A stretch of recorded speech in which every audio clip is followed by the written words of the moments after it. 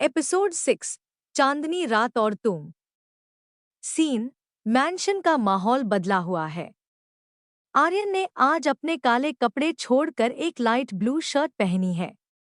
जोया के लिए एक बड़ा सा बॉक्स बेड पर रखा है, जिसमें एक बेहद खूबसूरत सुर्ख रेड रंग का जोड़ा है डॉट। जोया ने जैसे ही वो लिबास पहना, वो किसी परी से कम नहीं लग रही थी। आर्यन ने कमरे में कदम रखा और उसे देखता ही रह गया। आज पहली बार आर्यन के चेहरे पर एक सच्ची मुस्कुराहट थी। आर्यन, धीरे से चले। आज की रात सिर्फ तुम्हारी है। The private date. Aryan Zoya को मैंशन की चैट रूफटॉप पर ले गया, जिसे हजारों छोटी लाइट्स और फूलों से सजाया गया था। वहां कोई बॉडीगार्ड नहीं था, कोई फोन की घंटी नहीं थी। सिर्फ एक सुंदर सा टेबल लगा था और हल्का म्यूजिक बज रहा था। जोया हैरान थी। उसने कभी नहीं सोचा था कि एक माफिया डॉन इतना रोमांटिक भी हो सकता है। आर्यन, मैंने पूरा इलाका खाली करवा दिया है। आज कोई तुम्हें देखने वाला नहीं है, सिर्फ मैं हूं और तुम्हारी ये खामोशी। द डांस, धड़कनों का शोर। खाना खाने के बाद आर्यन ने अपना हाथ जोया की तरफ बढ़ाया। जोया ने शामेत ह्यू अपना हाथ उसके बड़े और सख्त हाथ में दे दिया।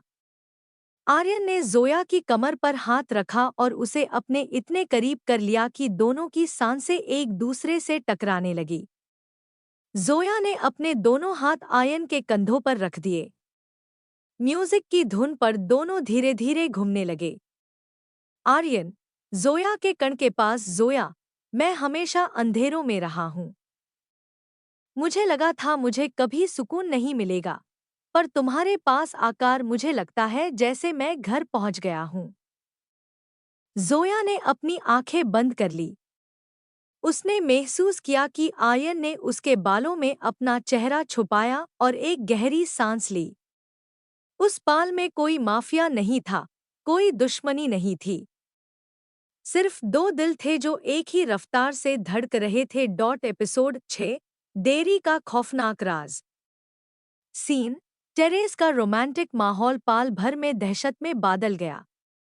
आर्यन ने जोया को एक पिलर के पीछे छुपाया और सीढ़ियों से नीचे उतरा।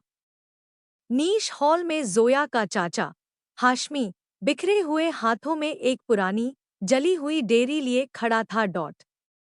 आर्यन, गरजते हुए, तुम्हारी हिम्मत कैसे हुई मेरे घर में घुसने की? मैंने तुम्हारा कर्ज माफ किया था, तुम्हारी जान नहीं। हाशमी एक वहशी हंसी हंसा। आर्यन खान, तुमने जिस लड़की को मासूम समझकर गले लगाया है, उसकी डेयरी पढ़कर देखो। इसमें तुम्हारे बाप की मौत का सच लिखा है। द रेवलेशन, खुलासा। आर्यन ने झटक कर वो डेयरी छीनी। उसके पीछे पीछे जोया भी भगती हुई नीचे आई। उसका चेहरा डर से सेफ्ट हो चुका था। वो चाचा को रोकना चाहती थी, लेकिन उसकी आवाज ने साथ नहीं दिया। आर्यन ने डेयरी के पन्ना पैल था। उसमें जोया की बचपन की हैंडराइटिंग थी। डायरी का एक पन्ना। अब्बू ने आज एक बड़े आदमी को धोखा दिया। उन्होंने आर्यन के अब्बू की गाड़ी की ब्रेक फेल कर दी। मैंने सब देख लिया। अब्बू ने कहा अगर मैंने किसी को बताया तो वो मुझे मार देंगे। आर्यन के हाथों से डेयरी गिर गई।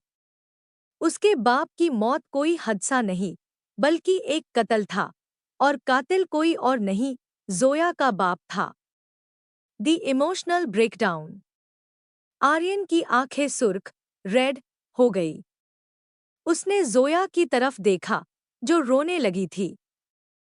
आर्यन का वो रोमांटिक रूप पाल भर में माफिया डॉन के गुस्से में बादल गया। आर्यन, चिल्लाकर, तुम्हें पता था? तुम्हें सब पता था कि तुम्हारे बाप ने मेरे बाप को मारा है?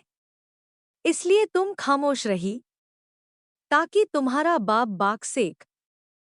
जोया ने जोर जोर से सर हिलाकर मना करने की कोशिश की। वो आर्यन का हाथ पकड़ने आई, लेकिन आर्यन ने उसका हाथ झटक दिया। आर्यन, मुझे चुना मैट। मैं समझता था तुम मासूम हो, पर तुम तो उस कातिल की निशानी हो जिसने मुझसे मेरा सब कुछ छीन लिया। The heart breaking end. Zoya वही फर्श पर गिर गई। उसकी खामोशी आज यूज हाय दास रही थी। आर्यन ने अपने बॉडीगार्ड्स को बुलाया। आर्यन, पठार दिल बनकर आईएससी ले जाओ यहाँ से। आईएससी मैंशन के उसी पुराने बंद कमरे में डाल दो। आज से ये मेरी बीवी नहीं, सिर्फ एक कैदी है। जोया को जैब गार्ड्स उठाकर ले जा रहे थे। उसने पहली बार अपनी चीख निकलने की कोशिश की, लेकिन सिर्फ एक सिसकी बाहर आई। आर्यन ने पीछे मुड़कर नहीं देखा, लेकिन उसकी अपनी आंखों से भी एक आंसू निकलकर गिर गया। जोया की आंखों से आंसू रुक नहीं रहे थे। उसने सालों तक इस राज को अपने सीने में दफन रखा था, क्योंकि वो अपने बाप से डरती थी। पायूस क्या पता था कि वही राज उसकी मोहब्बत को राख कर देगा। आर्यन का बदला। दरवाजा जोर से खुला और आर्यन अंदर दाखिल हुआ। उसके हाथ में शराब की बोतल थी और उसकी आंखें गुस्से से लाल थी। वो जोया के सामने आकर खड़ा हो गया। आर्यन, कड़वी आवाज में, क्यों किया तुमने ऐसा?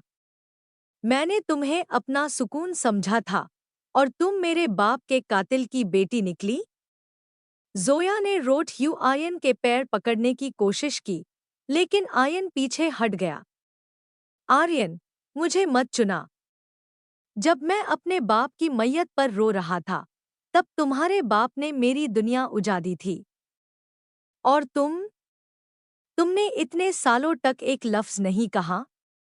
जोया की तड़पा। जोया ने एक कागज का टुकड़ा उठाया और कांपते हाथों से लिखा, मैं डरती थी, मुझे माफ कर दो। आर्यन ने वो कागज सीएचएच। आर्यन ने जोया को नर्म बिस्तर पर लेटाया। उसने डॉक्टर को फोन किया और चिलेट यू जल्दी आने को कहा। आर्यन ने जोया का ठंडा हाथ अपने हाथों में लिया और उसे अपने माथे से लगा लिया। आर्यन, रोट यू, मुझे माफ कर दो। जोया, मैंने फिर से वही गलती की। मैंने तुम पर भरोसा नहीं किया। प्लीज अपनी आंखें खोलो। जोया की खामोश नाराजगी। कुछ देर बाद जब जोया को होश आया, उसने सबसे पहले आर्यन को अपने सामने देखा। आर्यन उसके हाथों को चूम रहा था। जोया ने तुरंत अपना हाथ झटक दिया और बेड के एक कोने में दुबक गई। उसके चेहरे पर अब डर नहीं, बल्कि एक गहरा दुख था। आर्यन ने उसके करीब जाने की कोशिश की, लेकिन जोया ने अपने हाथ से रुकने का इशारा किया। उसकी खामोशी आज आर्यन को हजारों तलवारों से ज्यादा चुभ रही थी। आर्यन, जोया, मुझे पता चल गया है। वो तुम्हारे बाप नहीं, तुम्हारा चाचा हाशमी था जिसने सब किया। मैं न्यूज़ जिंदा नहीं छोड़ूंगा, मैं वादा करता हूँ। जोया ने एक पेपर पर कांपते हाथों से लिखा, तुमने भी तो वही किया जो चाचा ने किया। मुझ पर जुल्म। आर्यन ये पढ़कर टूट गया। वो समझ गया कि जख्म जिस्म पर नहीं, रूह पर लगा है। द ट्रांसफॉर्मेशन, माफिया का इंतकाम। आर्यन उठा। उसकी आंखों में अब दर्द की जगह दहवत थी। उसने अपनी गुण उठाई और अपने हाथों में दस्ताने, ग्लोव्स पहन लिए। आर्यन, अपने आदमियों से हाशमी को उठाकर मेरे पुराने गोदाम, वेयरहाउस में लाओ। यूज मौत इतनी आसानी से नहीं मिलेगी। यूज एहसास होना चाहिए कि उसने आर्यन खान की अमानत पर हाथ उठाया है। आर्यन ने बहुत सोचा और समझा कि माफी सिर्फ लफ्जों से नहीं, एहसास से मिलती है। वो जोया के पास गया और फर्श पर उसके कदमों के पास बैठ गया। आर्यन, नर्म आवाज में, जोया, मैं जानता हूं मैंने तुम्हारा दिल दुखाया है। मैं तुम्हें वो सब वापस तो नहीं दे सकता जो तुमने खोया, लेकिन मैं तुम्हारी खामोशी का साथी बनना चाहता हूं। जोया ने उसकी तरफ नहीं देखा। आर्यन ने वो नई डायरी उसकी गॉड लैप में रख दी। द हिडन पेन, बचपन का राज। आर्यन ने जोया का हाथ थामने की कोशिश की। इस बार जोया ने हाथ झटका नहीं, लेकिन उसके जिस्म में एक लाजिश शिवर थी। आर्यन, डॉक्टर ने कहा है कि तुम्हारे गले में कोई खराबी नहीं है। तुम्हारे बोलना बंद करने की वजह तुम्हारा डर है, वो डर जो हाशमी ने तुम्हारे दिल में बिठाया था। क्या तुम मेरे लिए सिर्फ एक बार कोशिश करोगी?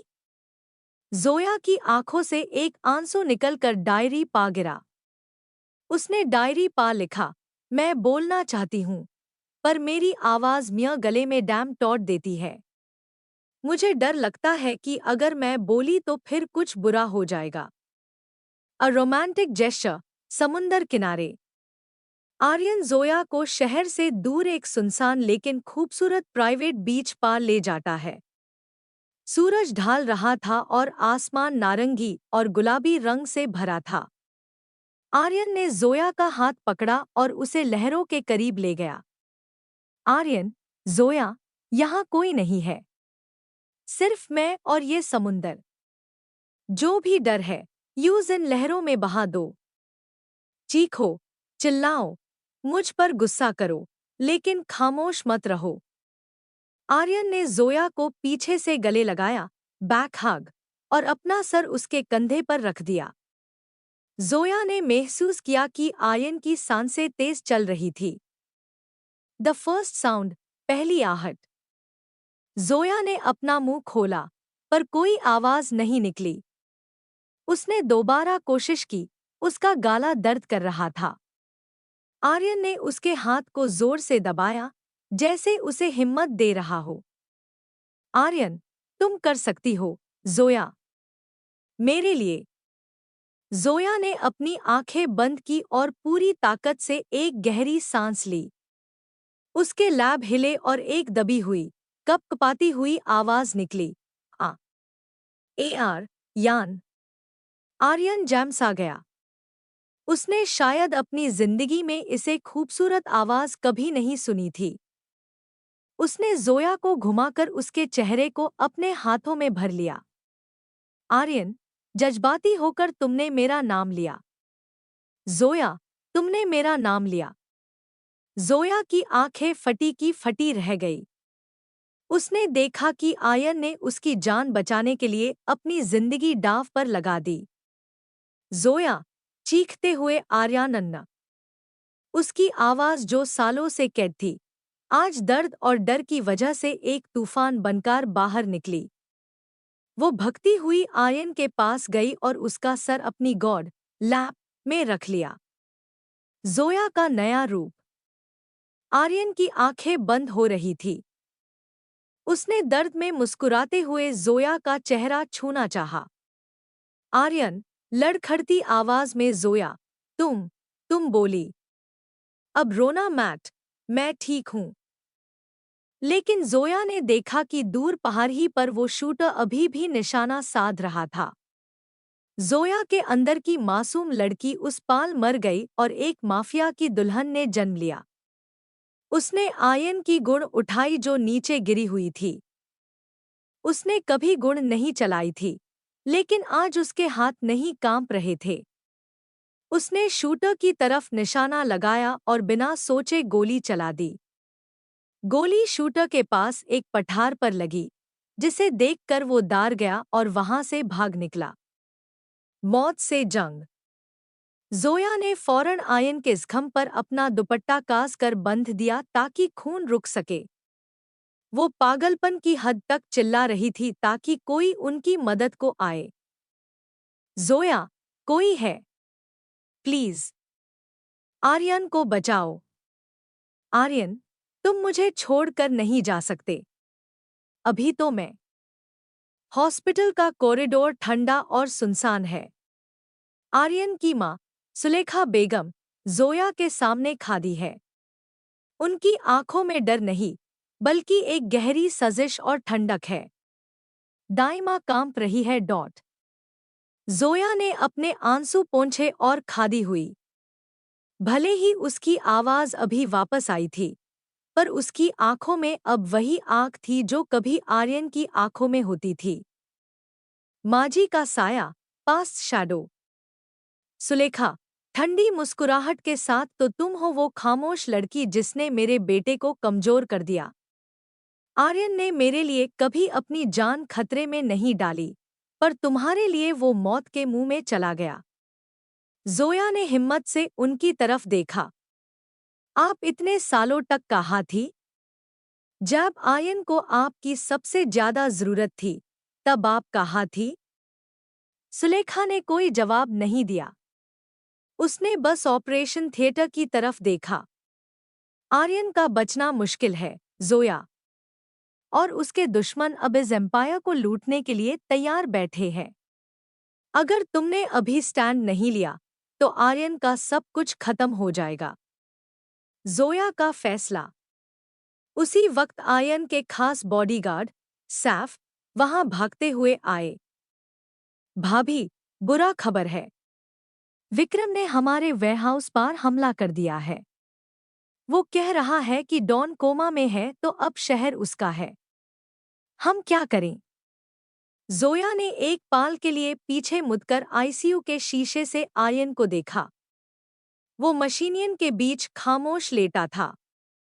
जोया ने महसूस किया कि अगर आज वो कमजोर पड़ी, तो आर्यन का गर्व, प्राइड, टूट जाएगा।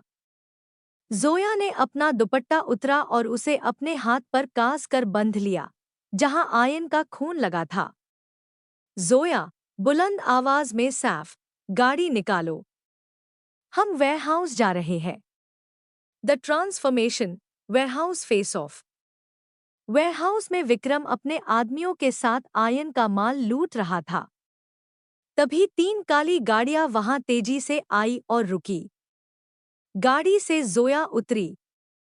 उसने आर्यन का वो पुराना ब्लैक लेदर जैकेट पहना हुआ था जो उस पर थोड़ा बड़ा था, लेकिन उसके चेहरे का तेवर किसी शेरनी से कम नहीं था। विक्रम, हेस्ट यू ओहो, साइलेंट ब्राइड बोलने लगी। देखो दोस्तों, अब एक औरत माफिया चलाएगी। जोया ने बिना डर एक कदम आगे बढ़ाया। उसने वही गुण निकाली जिसे उसने शूटर पर निशाना लगाया था। जोया, आर्यन खान अभी जिंदा है, विक्रम। और जब तक मैं जिंदा हूं, उसकी एक भी चीज पर तुम्हारा हाथ नहीं लगने दूंगी। या तो इज्जत से निकल जाओ, या फिर आज यहां से तुम्हारी मैयत उठेगी। जोया की आवाज में वो ही गरज थी जो आर्यन की पहचान थी। विक्रम के आदमी जोया का ये रूप देखकर डर गए। उन्हें लगा था वो एक मासूम लड़की है, पर यहाँ तो एक मलका खादे थी। The Cliff hanger, the hospital call.